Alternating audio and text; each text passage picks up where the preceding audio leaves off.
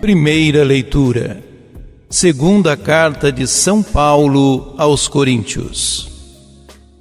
Irmãos, queremos levar ao vosso conhecimento a graça de Deus que foi concedida às igrejas da Macedônia. Com efeito, em meio a grandes tribulações que as provaram, a sua extraordinária alegria e extrema pobreza transbordaram em tesouros de liberalidade. Eu sou testemunha de que esses irmãos, segundo os seus recursos e mesmo além dos seus recursos, por sua própria iniciativa e com muita insistência, nos pediram a graça de participar da coleta em favor dos santos de Jerusalém. E indo além de nossas expectativas, colocaram-se logo à disposição do Senhor e também à nossa, pela vontade de Deus. Por isso, solicitamos a Tito, que assim como a iniciou, ele leve a bom termo entre vós essa obra de generosidade.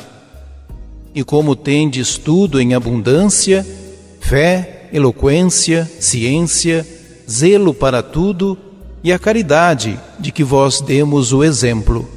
Assim também procurais ser abundantes nesta obra de generosidade.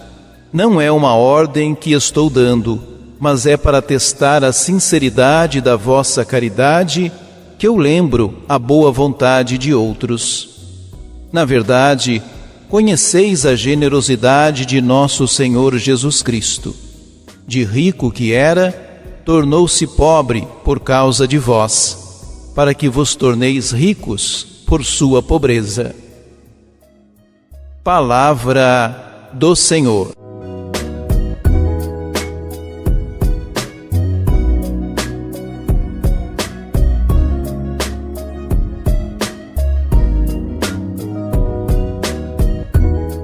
Sobrevoando uma longa sessão, o lecionário detém-se no contexto da coleta organizada em benefício da Igreja de Jerusalém.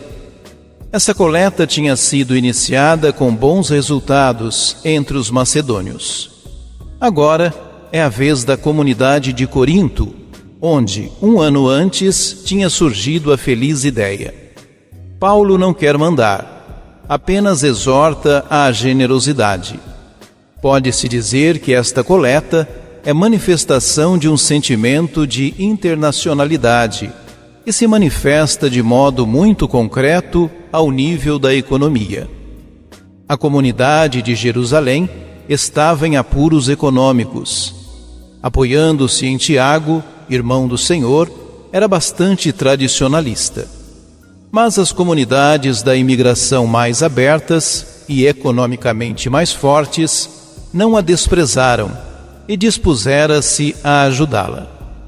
A distribuição igualitária de bens era uma consequência do acolhimento do Evangelho, de que Paulo se foi progressivamente dando conta.